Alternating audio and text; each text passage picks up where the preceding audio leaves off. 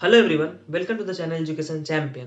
यह है हमारा rapid course of elasticity. Elasticity के अंदर जितने भी कॉन्सेप्ट्स हैं जो जिससे जेई और नीट में क्वेश्चंस आते हैं, उन सारे कॉन्सेप्ट्स को हम यहाँ क्रैक करेंगे, साथ साथ अच्छे से इलास्टिसिटी को कवर करने की कोशिश करेंगे। So without wasting a single second, let's begin.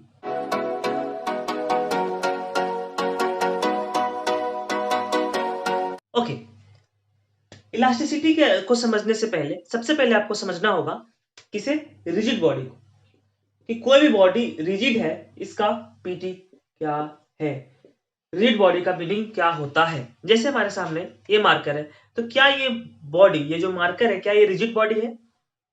Sir ji, rigid body समझने के लिए इसका डेफिनेशन तो दो पहले। तो चलिए पहले डेफिनेशन देखते हैं रिजिड बॉडी का।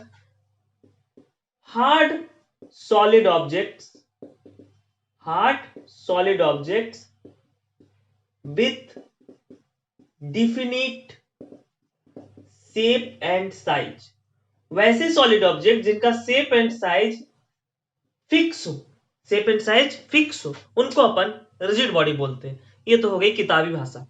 अब एक्चुअल कॉन्सेप्ट समझते हैं रिजिड बॉडी का, कि रिजिड बॉडी का एक्चुअल कॉन्सेप्ट क्या है। ठीक है, ध्यान से सुनिएगा, बहुत इंपॉर्टेंट है।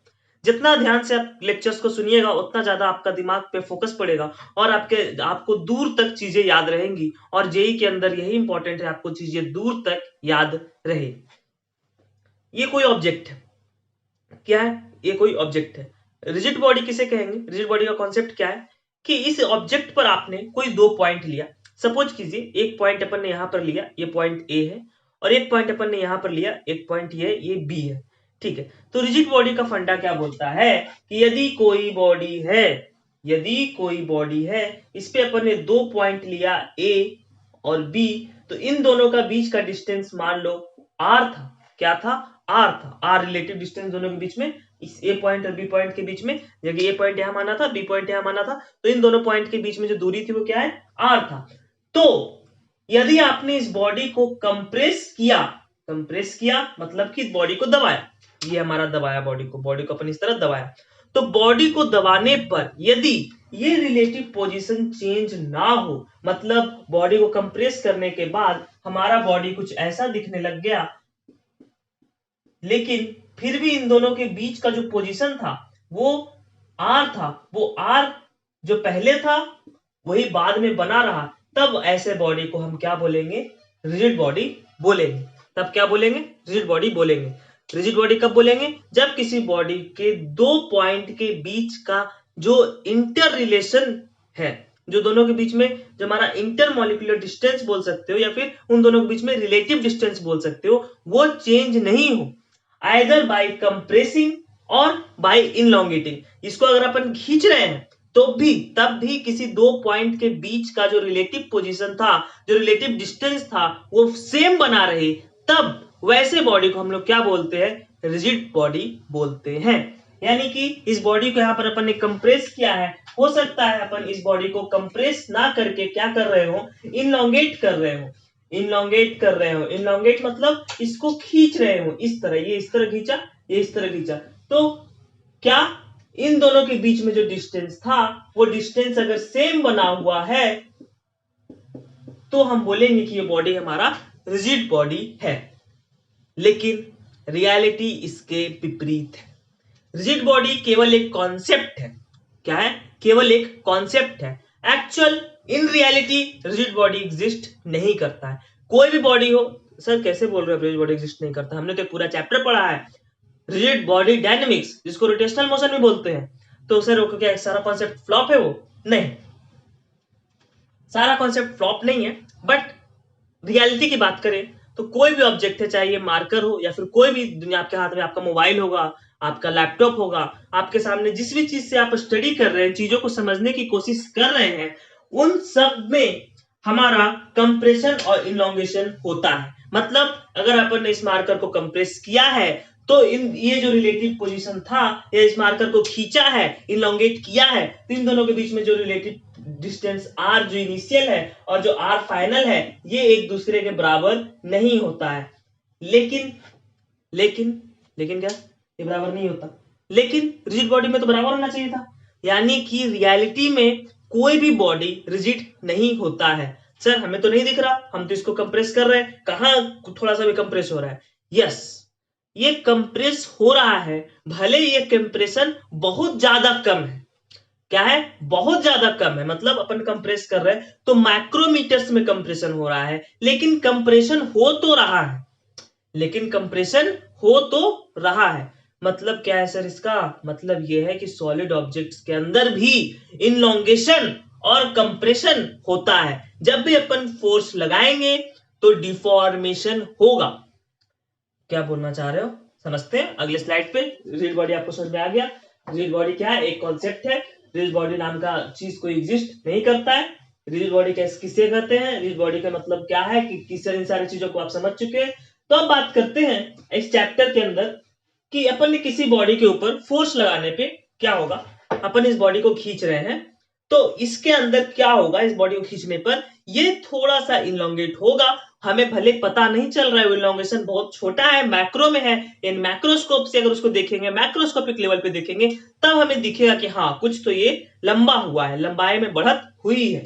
तो अपन ने कैसे इसका लंबाई बढ़त किया? ये खींचकर, ये खींचना मतलब फोर्स लगाना। तो जब भी अपन फोर्स लगाएंगे तो क्या आएगा? डिफॉर्मेशन आएगा। क्या आएगा? डिफॉर्मेशन आएगा। अब ये डिफॉर्मेशन जो आया फोर्स लगाने पर, ये डिफॉर्मेशन क्या हो सकता है? इलास्टिक भी हो सकता है और प्लास्टिक भी हो सकता है। क्या मतलब सर? क्या मतलब? अब अपन ने फोर्स लगाया इस मार्कर के ऊपर, खींचा, ठीक है, इस मार्कर को खींचा और फिर फोर्स लगा इसको छोड़ दिया, तो ये अपना ओरिजिनल शेप वापस ले भी सकता है या अपने डिफॉर्म्ड स्टेट में भी रह सकता है। मतलब जैसे अपन ने फोर्स लगाया, इसको थोड़ा सा लंबा किया, सपोज कि अपन ने एक हमारा ये मार्कर था, इसी तरह कुछ है हमारा, इसको अपन ने फोर्स एफ लगाया। ये फोर्स एफ लगाने पर क्या हुआ? ये हमारा जो ऑब्जेक्ट है ये थोड़ा सा लंबा हो गया, ठीक है। और जब अपन ने फोर्स लगा के छोड़ा, जब फोर्स लगाया, फोर्स लगाना बंद कर दिया, तो ये वापस अपना ओरिजिनल शेप पे ले लिया। अगर इसने वापस अपना ओरिजिनल साइज ले लिया तो वैसे डिफॉर्मेशन को हम कैसा डिफॉर्मेशन बोलेंगे? इलास्टिक डिफॉर्मेशन बोलेंगे। तो फोर्स लगाने पर डिफॉर्मेशन आएगा, ये समझ में आया। और डिफॉर्मेशन दो प्रकार का, एक हमारा इलास्टिक डिफॉर्मेशन, और यदि फोर्स हटाने पर ऑब्जेक्ट ऐसा का ऐसा ही रह गया, वो वापस अपना ओरिजिनल शेप नहीं लिया, तो वैसे डिफॉर्मेशन को हम क्या बोलेंगे? वैसे डिफॉर्मेशन को हम बोलेंगे प्लास्टिक डिफॉर्मेशन। कैसा डिफॉर्मेशन? Plastic deformation. अच्छा सर थोड़ा थोड़ा समझ में आया। अब कुछ आप एग्जांपल दे दो हमको इलास्टिक और प्लास्टिक का, तब थोड़ा अपन को क्लियर होगा। ठीक है, चलो ले लो, ले लो, क्या दिक्कत है? एग्जांपल नहीं चाहिए ना तुम्हें? इलास्टिक डिफॉर्मेशन का सबसे अच्छा एग्जांपल और नायाब एग्जांपल है आपका स्प्रिंग।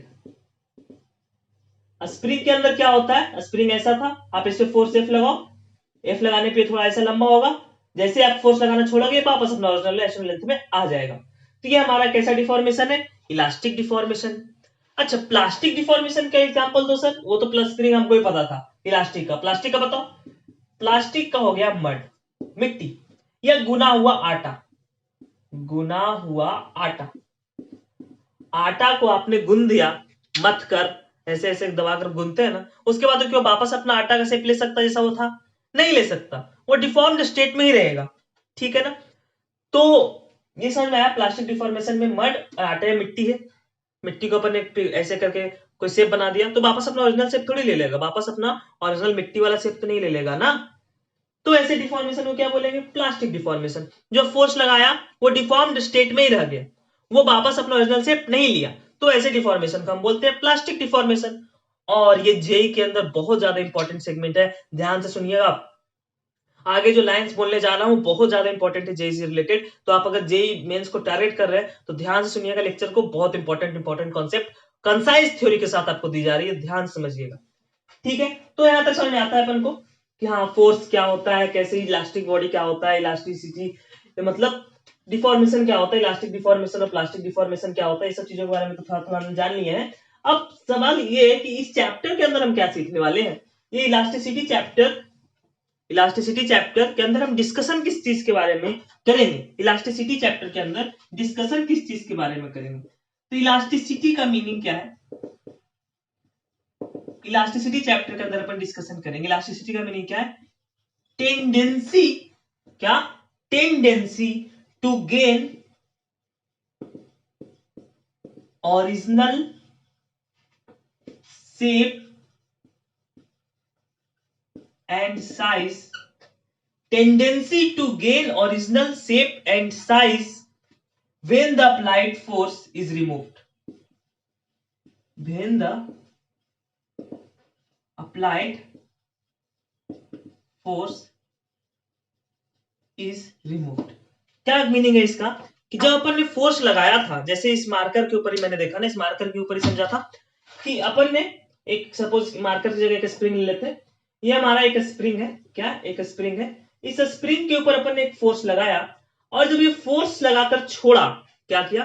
फोर्स लगा के छोड़ा, तो ये वापस आने का टेंडेंसी रखता है और वापस अपना ओरिजिनल लेंथ पे आने की कोशिश करेगा।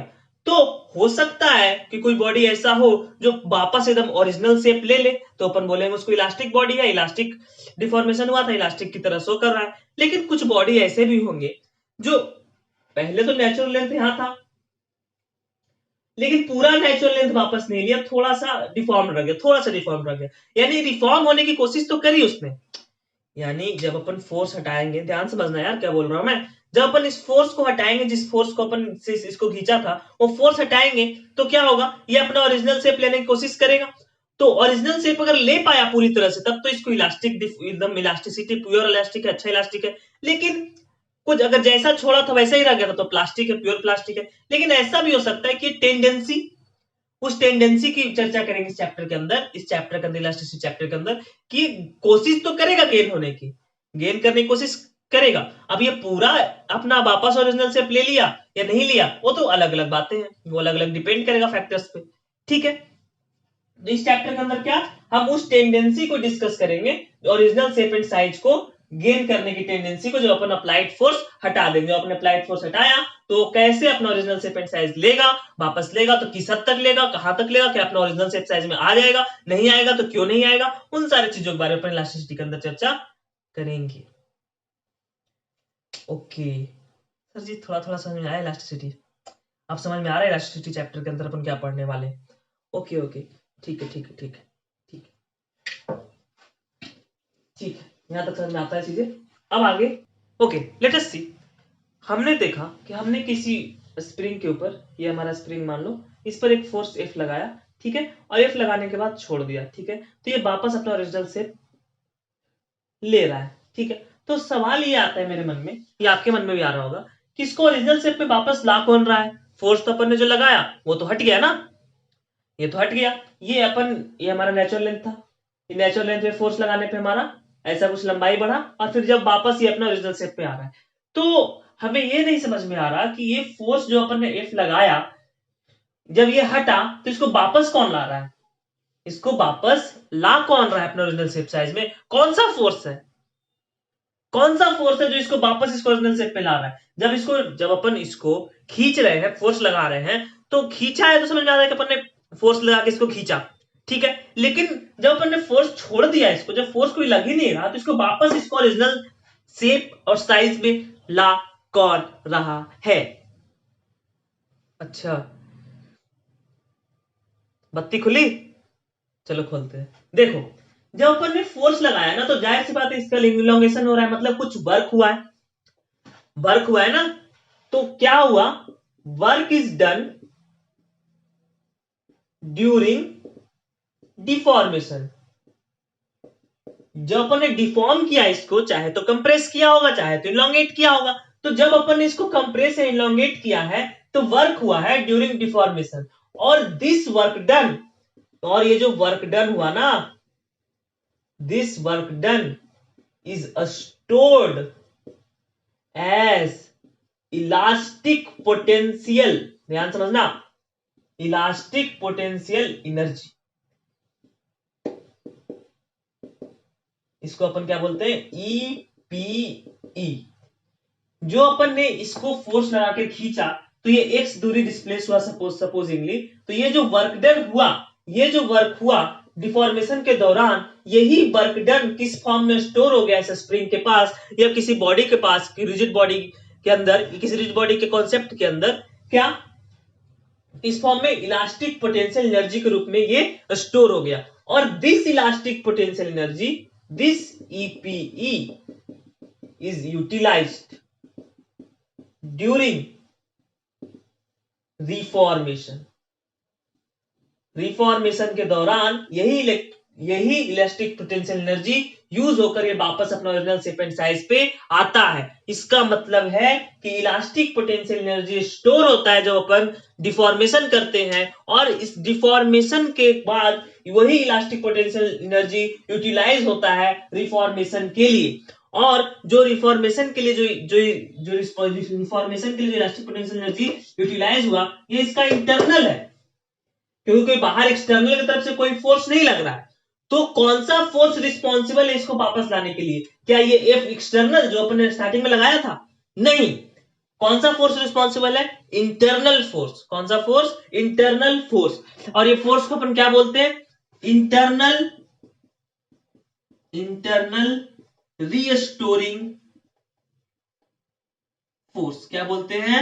Internal restoring force. ये इंटरनल रीस्टोरिंग फोर्स रिस्पॉन्सिबल है इसको वापस ओरिजिनल शेप में लाने के लिए। जेई के अंदर एक बार सवाल आया, आपसे पूछा उसने कि एक हमारा ऐसा कुछ रॉड है, क्या है? एक रॉड है, और इस पर अपन ने एक फोर्स एफ लगाया है, और ये एफ फोर्स लगाया है, एक्सटर्नल फोर्स है एफ एक्सटर्नल, और इसके बाद ये वापस अपना ओरिजिनल शेप में आया। जब अपने फोर्स हटाया तो ओरिजिनल शेप में आने की कोशिश कर रहा है। तो बताओ कि कौन सा फोर्स इसको वापस ला रहा है? तो ऑप्शन में आपके सामने एफ एक्सटर्नल भी था और इंटरनल रीस्टोरिंग फोर्स भी था। एफ एक्सटर्नल जिसने टिक किया वो गलत हो गया, और सही कौन है? Internal restoring force.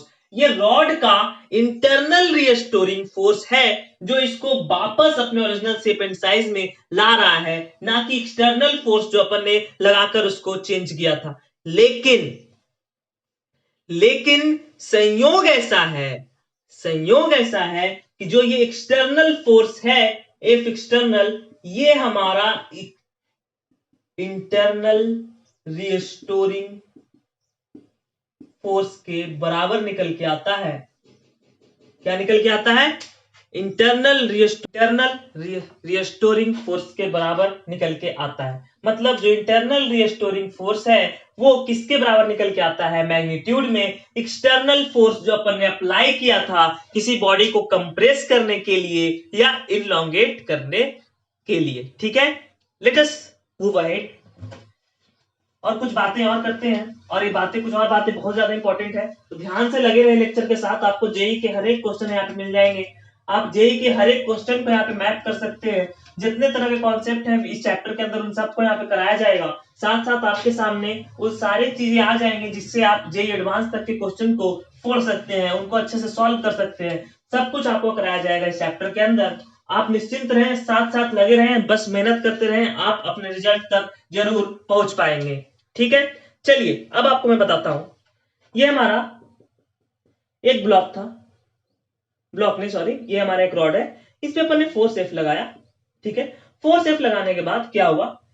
डिफॉर्मेशन होगा, ये लंबाई में बढ़त होगी लंबाई में बढ़त, धीरे धीरे लंबाई बढ़ती जाएगी। ठीक है, अच्छा सर आप हमें उल्लू बना रहे हो, आप कह रहे हो हम फोर्स लगाएंगे लंबाई बढ़ती जाएगी। कब तक बढ़ती जाएगी? हम जब इसको खींचते रहेंगे कस के तो अंत में तो टूट जाएगी ना। तो हाँ, ये बात तो तुम्हारी सही है कि जब अपन इस पे फोर्स एक लिमिट के अंदर तक लगाएंगे ना, तभी तक इनलॉन्गेशन होगा, तभी तक ये रॉड की लंबाई बढ़ेगी, तभी तक इस रॉड की लंबाई बढ़ेगी। लेकिन जैसे ही ब्रेकिंग पॉइंट आएगा उसके बाद भी अगर अपन फोर्स लगा रहे होंगे तो ये जो लंबाई है ना, ये डेल्टा एल जो बढ़ी है, ये डेल्टा एल के बाद नहीं बढ़ेगी और फिर ये टूट जाएगा। तो फोर्स लगाने पर इनलॉन्गेशन पर क्या इंपैक्ट पड़ रहा है, इसके बीच का एक ग्राफ है। फोर्स अपन बढ़ा रहे हैं और इधर इनलॉन्गेशन बोल रहे हैं कि रॉड का इनलॉन्गेशन कितना हो रहा है। तो देखो जरा ध्यान से, शुरुआत में तो क्या होगा? फोर्स लगाएंगे, लंबाई बढ़ती जाएगी रॉड की। क्या होगी? बढ़ती जाएगी रॉड की लंबाई, और बढ़नी भी चाहिए, कोई दिक्कत नहीं है, बढ़ती जाएगी। तो एक पॉइंट तक तो बढ़ते रहेगा, लेकिन जैसे एक पॉइंट आएगा जिसको अपन यील्ड पॉइंट बोलते हैं, यील्ड पॉइंट के बाद हमारी लंबाई बढ़ना बंद हो जाएगा। और ये जो लिमिट है ना, जिसके अंदर जब तक ये लंबाई बढ़ रही थी, अपन फोर्स लगाए जा रहे थे और रॉड की लंबाई बढ़ती जा रही थी, इस लिमिट को अपन बोलते हैं, ये जो रीजन है इसको अपन बोलते हैं इलास्टिक लिमिट। क्या बोलते हैं? Elastic limit. ठीक है, ये यील्ड पॉइंट है, और यील्ड पॉइंट के बाद भी अगर आप फोर्स लगाते रहे तो एक पॉइंट सी आएगा जिसको अपन बोलते हैं ब्रेकिंग पॉइंट। क्या बोलते हैं? Breaking point. और हमारा बॉडी टूट जाएगा। ध्यान से देख लो ग्राफ को, ऐसा कुछ पॉइंट आएगा ब्रेकिंग पॉइंट और हमारा बॉडी टूट जाएगा। ये इलॉन्गेशन और फोर्स के बीच का ग्राफ है। ऐसा ही कुछ ग्राफ आपको स्ट्रेस और स्ट्रेन के बीच में भी देखने को मिलेगा। ये स्ट्रेस और स्ट्रेन क्या होता है, चलो बताते हैं। ऐसा ही कुछ ग्राफ आपको स्ट्रेस और स्ट्रेन के बीच में ही मिलेगा। तो आपने देखा कि जैसे जैसे अपन फोर्स एफ लगा रहे हैं, इलॉन्गेशन हो रहा है, लेकिन एक पार्टिकुलर पॉइंट के बाद ये हमारा जो बॉडी है वो टूट जाएगा, ब्रेक हो जाएगा। क्या हो जाएगा? ब्रेक हो जाएगा, जब ब्रेकिंग पॉइंट आ जाएगा। तो यील्ड पॉइंट तक तो हमारा काम चलता रहेगा, फोर्स लगाने पे इलॉन्गेशन बढ़ता रहेगा, लंबाई बढ़ती रहेगी, और ये हो सकता है फोर्स हटाने के बाद ये वापस आने की टेंडेंसी शो करे, अपना ओरिजिनल शेप लेने की कोशिश करे इस लिमिट के अंदर। लेकिन जैसे इस लिमिट के आगे गए, यील्ड पॉइंट पार के, तो फिर हमारा ये वापस रिगेन करने की कोशिश नहीं करेगा। जिस शेप में अपन उसको लाके छोड़ देंगे उस शेप वो रख लेगा। ठीक है, और फाइनली फिर ब्रेकिंग पॉइंट आ जाएगा तो ये बॉडी टूट जाएगा।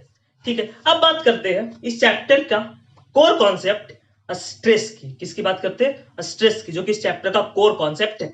बहुत इंपॉर्टेंट है, बहुत ज्यादा इंपॉर्टेंट है, जेई के लिए बहुत ज्यादा इंपॉर्टेंट है। ध्यान से सुनिएगा, स्ट्रेस को एक बार समझ लिया तो आपके सारे क्वेश्चंस 2019, 20, 21 जो भी आए हैं सब फोड़ दोगे। इसलिए ध्यान से समझिएगा स्ट्रेस को। Let's begin stress. स्ट्रेस क्या होता है? स्ट्रेस होता है restoring force per unit area. Restoring force per unit area.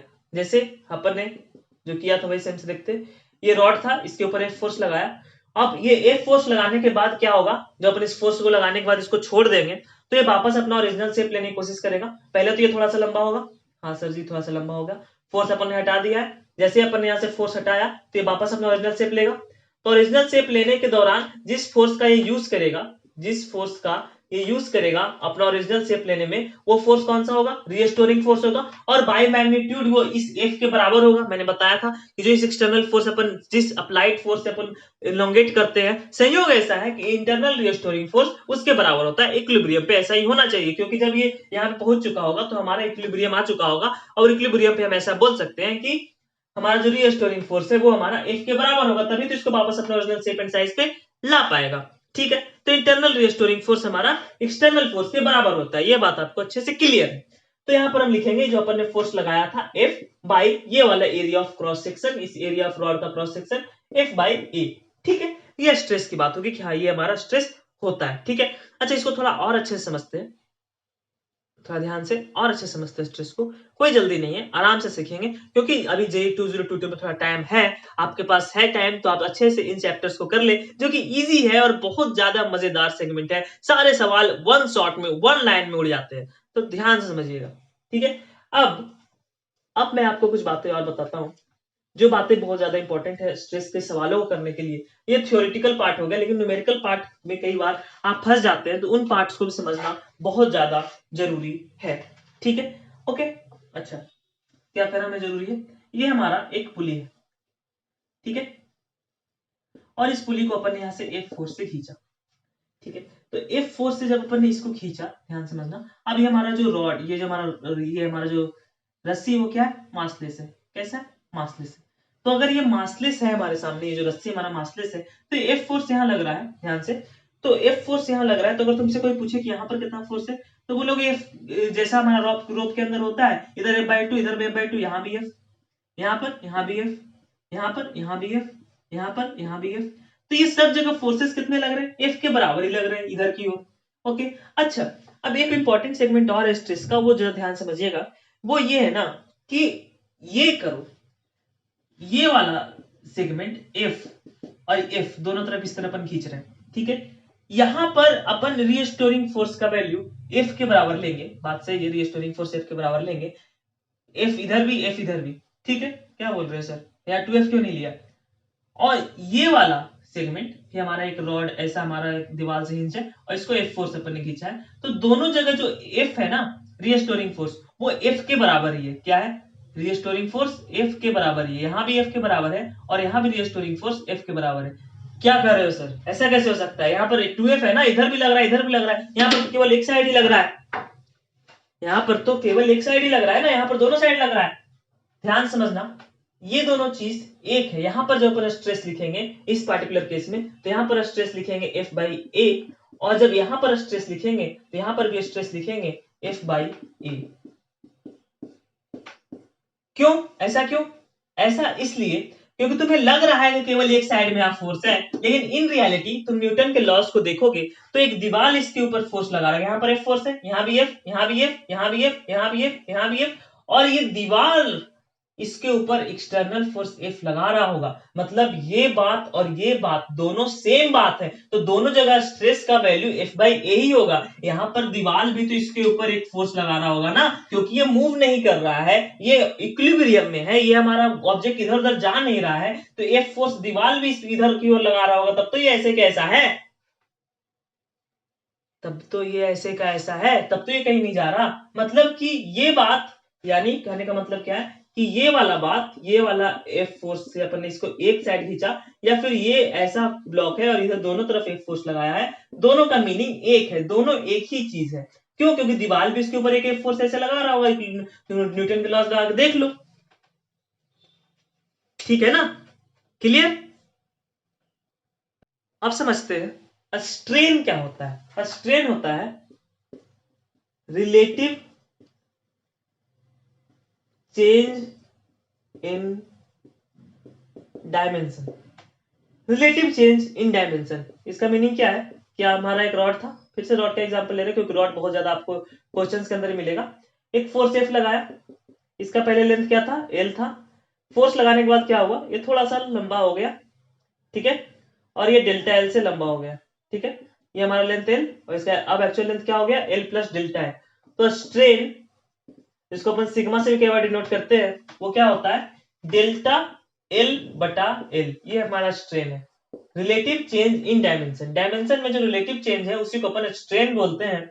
और स्ट्रेन क्या हो गया? डेल्टा L बटा L, यानी कि change in length bye original length, ये हमारा स्ट्रेन होता है। क्या होता है? स्ट्रेन होता है। तो हमें स्ट्रेस के बारे में पता चला और स्ट्रेन के बारे में पता चला कि स्ट्रेन ये होता है। अच्छा, अगर फोर्स लगाने में एरिया में चेंज आ रहा होता तो अपन ये डेल्टा A बाई ए होता, वॉल्यूम में चेंज आता तो डेल्टा V बाई V होता, ठीक है ना, अलग अलग जगहों पे अलग अलग स्ट्रेन होगा, ठीक है। अभी फिलहाल अपन लॉन्गिट्यूडनल की बात कर रहे हैं कि अपन ने एक डायरेक्शन में जो चेंज किया उसी के अकॉर्डिंग बात कर रहे हैं, तो डेल्टा L बाई एल होगा यहाँ पे स्ट्रेन। तो स्ट्रेन क्या होता है? Relative change in dimension, dimension के अंदर रिलेटिवली कितना चेंज हुआ है। ओके, अब स्ट्रेस दो प्रकार के होते हैं, ठीक है। उसी के बाद कुछ चीजें और आएंगे आपके सामने जो लगेगा कि थोड़ा सा अजीब है, बट वो बहुत ज्यादा क्रिटिकल है, ठीक है ना। उन क्रिटिकल चीजों को सीखने की ओर हम बढ़ रहे हैं, ठीक है। तो स्ट्रेस समझ में आया आपको, स्ट्रेन समझ में आया। अब अपन देखते हैं जिससे जेई में भर भर के सवाल आते हैं, जो सेगमेंट हम स्टार्ट करने वाले हैं और आने वाला है वो सेगमेंट, ठीक है। स्ट्रेस सबसे पहले देखते हैं। स्ट्रेस दो प्रकार का होता है, एक हमारा लॉन्गिट्यूडनल, जो अपन अभी रॉड वाला एग्जांपल ले रहे थे तो सारा हमारा लॉन्गिट्यूडनल स्ट्रेस है। लॉन्गिट्यूडनल स्ट्रेस की बात कर रहे हैं, एक डायरेक्शन में स्ट्रेस दे रहे हैं, ठीक है। लॉन्गिट्यूडनल दो प्रकार का हो जाएगा, या तो अपन कंप्रेस कर रहे होंगे कंप्रेसिव, या फिर इनलोंगेट कर रहे होंगे, ठीक है, टेंसाइल। ओके, दूसरा हमारा है टेंजेंशियल। टेंजेंशियल स्ट्रेस कब आएगा? जब हमारा ऐसा कुछ ब्लॉक हो और फोर्स अपन ऐसे लगाए, तो इसके अंदर टेंजेंशियल स्ट्रेस आएगा और ये कुछ ऐसा हमारा हो जाएगा। कैसा हो जाएगा? ये ऐसा, और ये हमारा ऐसा कुछ ब्लॉक मूव करेगा नीचे वाला पॉइंट के और थोड़ा सा रोटेशन होगा, एंगल ऑफ थीटा आएगा, ठीक है, ये एंगल थीटा आएगा और tan थीटा निकालेंगे और ये टेंजेंशियल स्ट्रेस की बात यहाँ पर करेंगे। लॉन्गिट्यूडनल टेंसाइल स्ट्रेस या कंप्रेसिव स्ट्रेस के अंदर क्या हो रहा होगा? एक रॉड होगा जिसका लंबाई के अंदर केवल चेंज आएगा, फोर्स F लगाएंगे, इसके अंदर हमारा लेंथ बढ़ जाएगा और इस लेंथ जो बढ़ा बढ़े हुए लेंथ पर चर्चा करेंगे। इसके अंदर स्ट्रेस क्या होगा? इसके अंदर स्ट्रेस होगा F बाई ए परपेंडिकुलर, यानी एरिया के परपेंडिकुलर हमारा फोर्स लग रहा होगा। यानी जो फोर्स लगाया है वो एरिया कौन सा लेंगे? एरिया ऑफ क्रॉस सेक्शन वाला एरिया लेंगे, यानी एरिया यहाँ पर रॉड का केस में पाई आर स्क्वायर लेंगे, तो अपन क्या बोलेंगे? इसको लॉन्गिट्यूडनल स्ट्रेस बोलेंगे या टेंसाइल स्ट्रेस या कंप्रेसिव स्ट्रेस बोलेंगे। इस केस में स्ट्रेन क्या आएगा? इस केस में स्ट्रेन आएगा डेल्टा L बटा L। और यहाँ पर एरिया के अंदर कोई चेंज आएगा तो उसकी बात अपन बाद में करेंगे, ठीक है। अभी फिलहाल हमारा पूरा फोकस यहीं पर रहने वाला है लॉन्गिट्यूडनल स्ट्रेस की ओर, क्योंकि सबसे ज्यादा जेईई के अंदर सवाल इसी सेगमेंट से, इस पर्टिकुलर सेगमेंट से आए हैं, तो इस सेगमेंट को अपन कवर करते हैं, ठीक है। स्ट्रेस जानने के बाद, स्ट्रेन जानने के बाद हमारे एक लॉ आता है हमारे सामने, हुक्स लॉ। क्या आता है? Hooke's law. हुक्स ने क्या लॉ दिया है उसी की बात अपन आज करने वाले हैं कि स्ट्रेस और स्ट्रेन के बीच में एक रिलेशन दिया उन्होंने। क्या दिया? स्ट्रेस और स्ट्रेन के बीच में एक रिलेशन दिया, उसी की बात अभी अपन करने जा रहे हैं कि हुक्स ने आखिर ऐसा क्या बोला जिससे हमारा चैप्टर इंटरेस्टिंग बन गया और जेईई का फेवरेट सेगमेंट बन के सामने आया। क्यों? क्योंकि बिना न्यूमेरिकल के तो जेईई का कोई काम बनता नहीं है, तो न्यूमेरिकल सारे हुक्स पर ही बनते हैं। तो हमारे सामने कौन आए? हुक्स आए, हुक्स लॉ। और हुक्स साहब ने एक लॉ दिया, क्या बोला उन्होंने? बोला a stress is directly proportional to a strain. ये हुक्स जी का लॉ है। अब ये लॉ कब लगेगा? Within elastic limit, within elastic limit. अभी कुछ देर पहले ग्राफ बनाया था मैंने, तो जो मैंने बोला था ये वाला लाइन ना इलास्टिक लिमिट वाला लाइन है, तो इलास्टिक लिमिट के अंदर स्ट्रेस स्ट्रेन के डायरेक्टली प्रोपोर्शनल होता है। अच्छा, स्ट्रेस स्ट्रेन डायरेक्टली प्रोपोर्शनल होता है, तो डायरेक्टली प्रोपोर्शनल को अगर जब हटाएंगे, इक्वल टू का साइन लाएंगे, तो एक कांस्टेंट ऑफ प्रोपोर्शनलिटी आएगा जिसको ई बोलते हैं। क्या बोलते हैं? ई बोलते हैं। और ये ई क्या है? इस ई को हम बोलते हैं, क्या बोलते हैं? इस ई को बोलते हैं अपन मॉडुलस ऑफ इलास्टिसिटी। क्या बोलते हैं? मॉडुलस ऑफ इलास्टिसिटी बोलते हैं। क्या बोलते हैं? मॉडुलस ऑफ इलास्टिसिटी बोलते हैं इस ई को। तो इस ई को क्या बोलते हैं? Modulus of elasticity. तो ये ई का वैल्यू अलग अलग होगा, अलग अलग स्ट्रेस की जगह पे। जब अपन लॉन्गिट्यूडनल स्ट्रेस की बात कर रहे होंगे तो ये ई किसके बराबर हो जाएगा? वाई के बराबर हो जाएगा, that is Young's modulus of elasticity, ठीक है।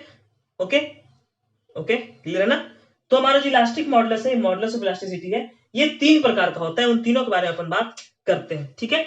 उन तीनों के बारे में बात अपन करते हैं, ठीक है। ये हुक्स लॉ आपको ध्यान में रहेगा। हुक्स लॉ क्या होता है? ओके,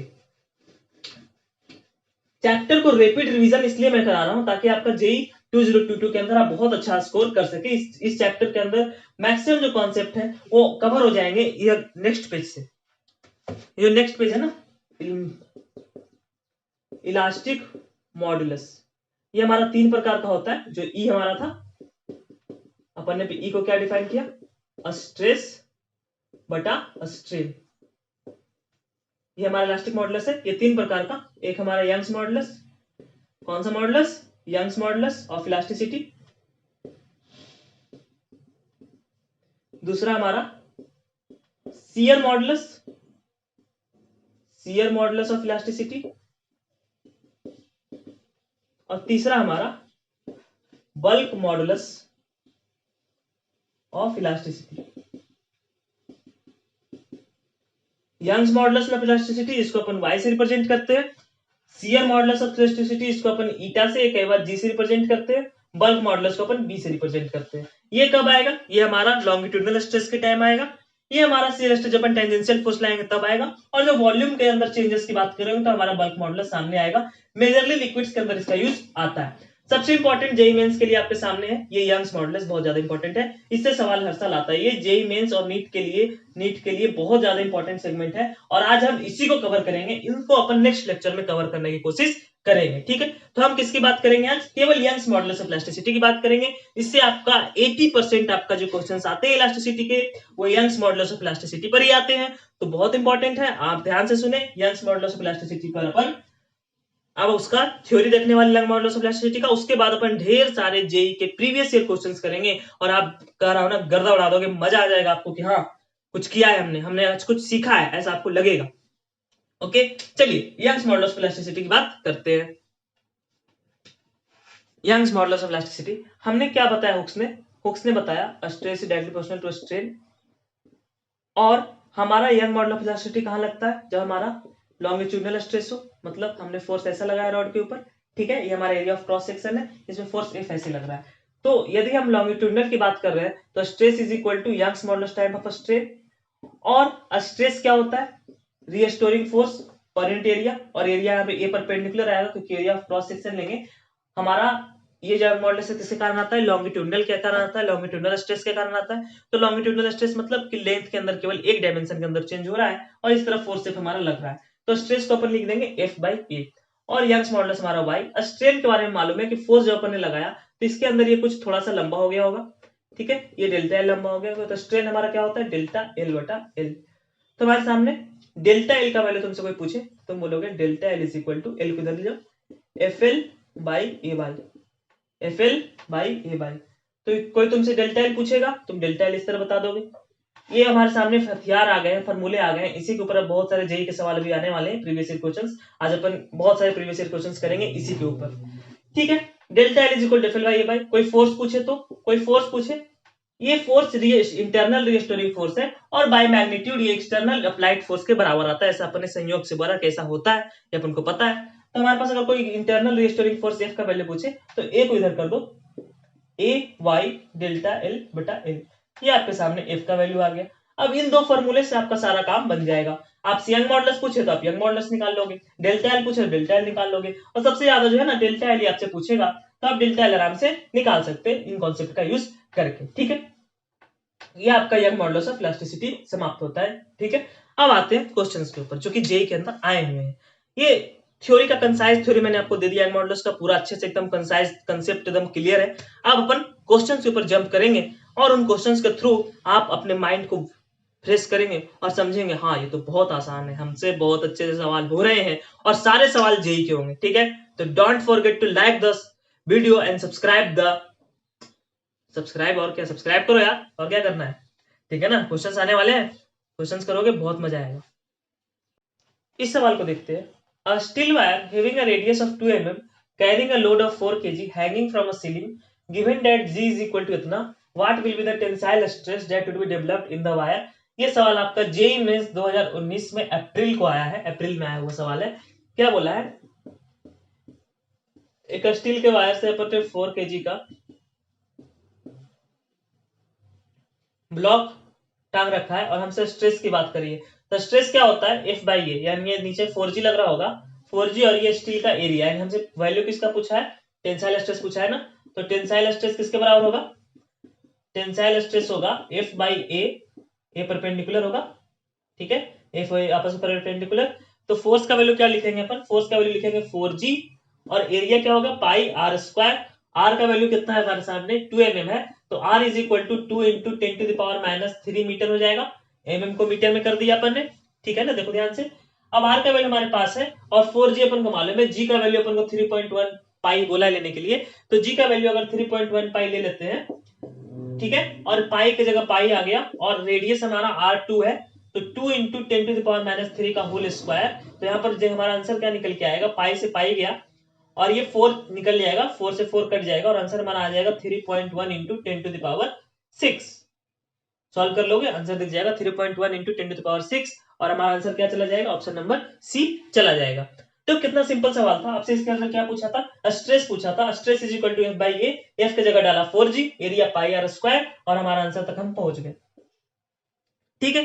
तो ऐसे ही बहुत सारे सवाल जेई के अंदर आ रखे हैं जो कि हम नेक्स्ट टाइम पे करने वाले हैं। नेक्स्ट टाइम पे हम अपन यंग्स मॉडुलस ऑफ इलास्टिसिटी के ऊपर बहुत सारे सवाल करेंगे। इसके लेक्चर 2 में, रैपिड कोर्स ऑफ इलास्टिसिटी के लेक्चर 2 में हम अच्छे क्वेश्चंस करेंगे, जेईई मेंस के क्वेश्चंस करेंगे, जेईई एडवांस के क्वेश्चन करेंगे और आपके कॉन्सेप्ट को क्लियर करेंगे। आज तो हमारा मैक्सिमम टाइम थ्योरी कवरेज में गया है, जिससे आपका थ्योरी का स्ट्रांग हो गया और आप कंसाइज थ्योरी उसको अच्छे से समझ गए हैं, ठीक है। अब आपको क्या करना है, अगर आप हेल्प करना चाहते हैं तो आपको नीचे नंबर्स दिख रहे हैं, उस पर आप हेल्प कर सकते हैं। और यदि आप चाहते हैं कि हमारा चैनल और ग्रो करे, आपको बहुत ज्यादा हेल्प मिलते रहे, तो चैनल को सब्सक्राइब कर ले, वीडियो को लाइक करें, साथ साथ जितना हो सके दबा के अपने फ्रेंड्स के साथ शेयर करें। ये कंटेंट बहुत यूनिक है, बहुत झकास है, एक्सट्रीम लेवल कंटेंट है, बहुत मेहनत की जा रही है कंटेंट्स के ऊपर। सो आपको क्या करना है, चैनल को सब्सक्राइब करना है और अपना सपोर्ट दिखाएं। अपना सपोर्ट दिखाने के लिए आप चैनल को सब्सक्राइब कर सकते हैं, साथ साथ आपको नीचे नंबर्स दिख रहे होंगे, उन नंबर्स के थ्रू आप उनको हेल्प कर सकते हैं ताकि ये व्हाइट बोर्ड स्मार्ट बोर्ड में कन्वर्ट हो सके। That's all for today, thank you.